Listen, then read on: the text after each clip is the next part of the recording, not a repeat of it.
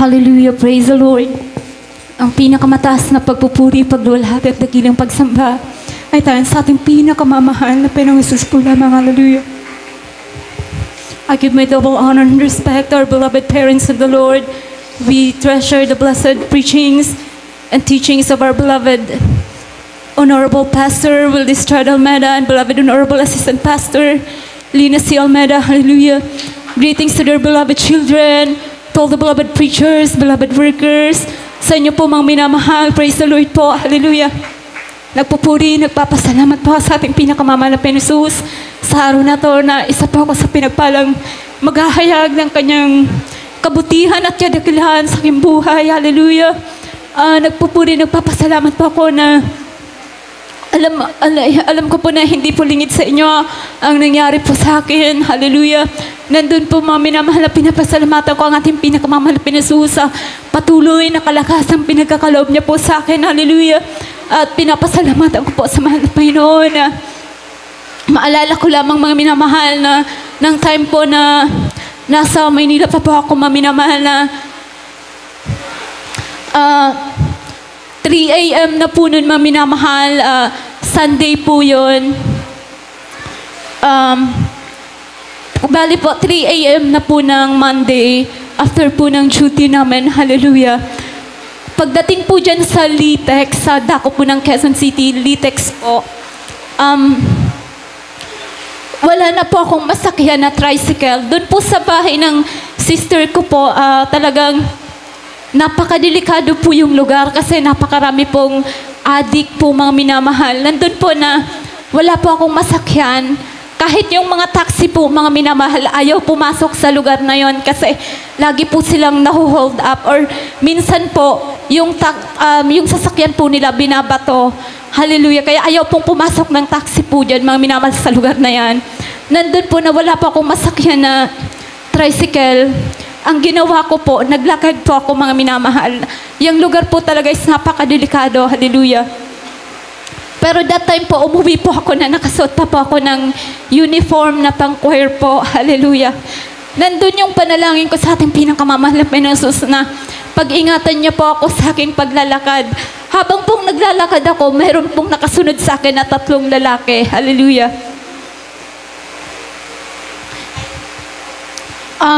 Nandun po, nakinabahan po ako mga minamahal. Sabi ko, mahal na Panginoon, pag-ingatan mo ako dito. Nandun po na binilisan ko po yung paglakad ko. Habang binibilisan ko po yung paglakad ko, yung 3 lalaki naman, ganun din po yung ginagawa nila. Hanggang po sa tumatakbo na po sila, napapalapit po sa akin. Nandun na, grabe na po yung pagsigaw ko ng hallelujah, hallelujah, hallelujah. Namalayan ko po yung sarili ko na grabe na po yung pagsigaw ko ng hallelujah. Hanggang sa yung 3 lalaki po, mga minamahal, tumakbo, papalayo po sa akin. Hallelujah. Napakalbuti po ng ating pinakamamahal na Panginoong Hesus. May time din po dyan kasi yung beloved sister ko po, yung asawa niya is unbeliever po. Nandun po na naiinis po siya sa akin kapag umuwi po ako ng madaling araw. Hindi ko po maiwasan na hindi umuwi ng madaling araw dahil meron nga po akong duty. Hallelujah.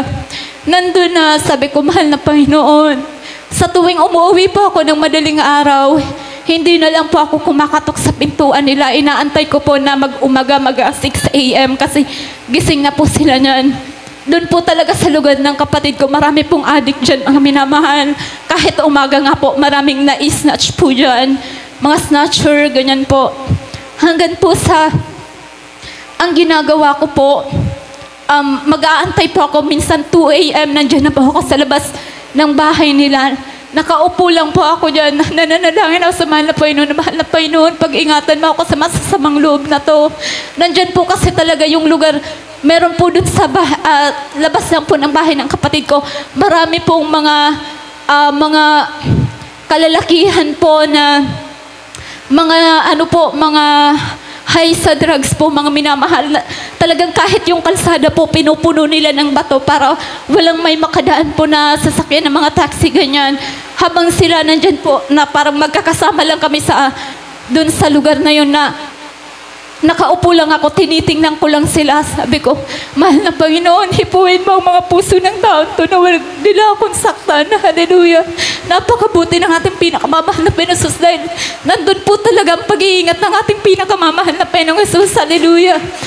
At hanggang sa isang araw na nalangin ako sa mahal na Panginoon na, mahal na Panginoon, alasin mo po ako sa lugar na to. Bigyan mo ako ng matitirahan na yung makakasama ko po mga Kristiyano rin.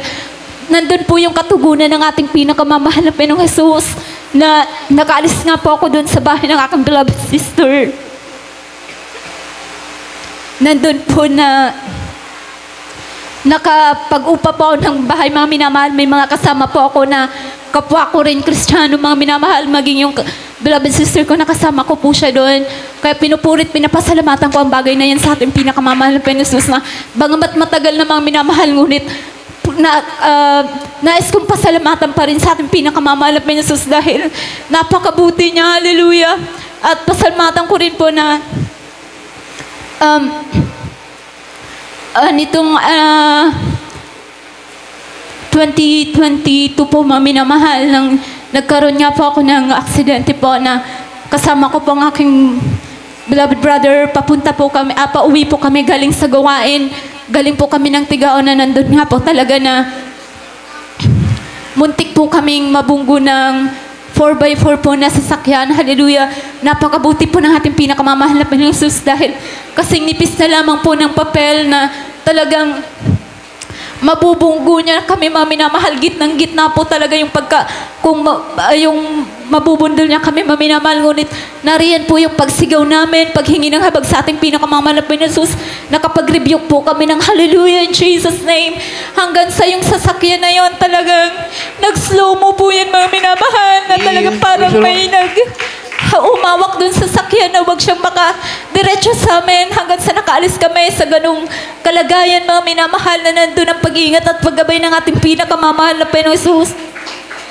Sabi nung mga isang grupo ng kabataan na nakakita sa amin, ang galing-galing daw po ng driver. Sabi namin, napakabuti ng ating pinakamamahal na Panginoong Jesus dahil talagang nandun yung pag-iingat, paggabay niya, hindi dahil sa magaling yung driver, ngunit nandun po yung gabay at patnubay ng ating pinakamamahal na Panginoong Jesus. Hallelujah.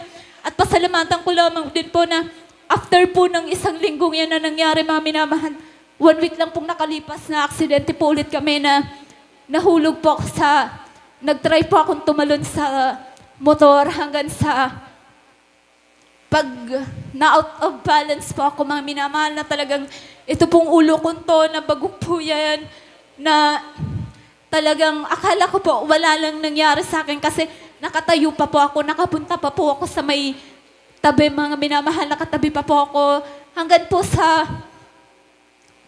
pagtayo ko po sa may gilid, bigla na lang pong may parang uminit po yung buong ulo ko na bigla pong yung paningin ko nandilim na po mga minamahal. Nandun na sabi ko sa kapatid ko na sabi ko, nawawalan po ako ng paningin hanggang sa nanghina po talaga yung katawan ko na inassist po nila akong dalawa. Hanggang po sa nagre-rebuke sila na sabi nila, ate mag-review ka. Nandun din po yung pag-review ko na in Jesus' name, hallelujah. Hanggang po sa itabi po nila ako sa isang, may kubo po dun sa may gilid. Dinala nila ako doon at pinaupo po. Hanggang sa sabi ko, tuloy pa rin tayo pupunta sa gawain kasi gusto ko po rin po talagang makatin sa banal na gawain. Hallelujah. Nandun po na pagdating namin sa Tigaon, nandun mga minamahal na sobra pong masama na yung pakiramdam ko po na pasintabag pa sa kumakain.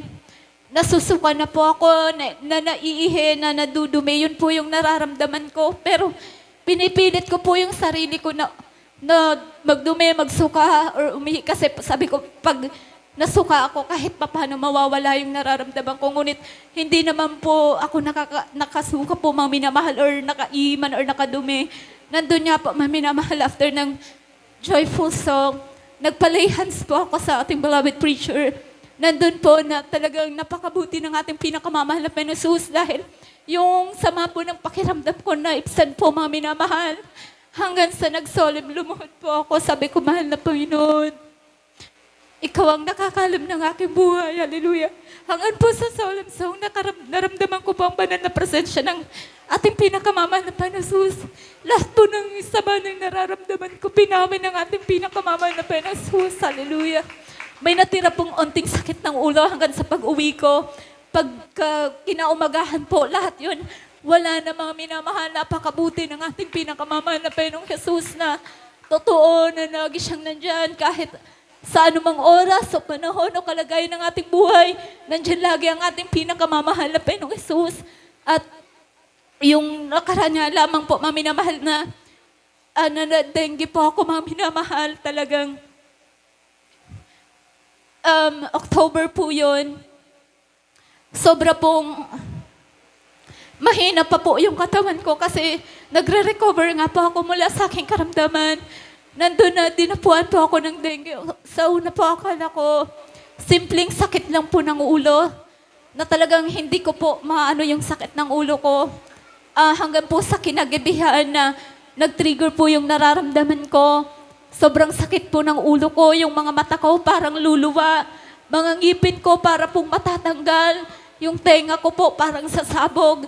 Sumusuka po ako, masakit yung tiyan ko, yung puson ko, yung mga buto ko po, parang matatanggal. Lahat yan, sabay-sabay kong nararamdaman.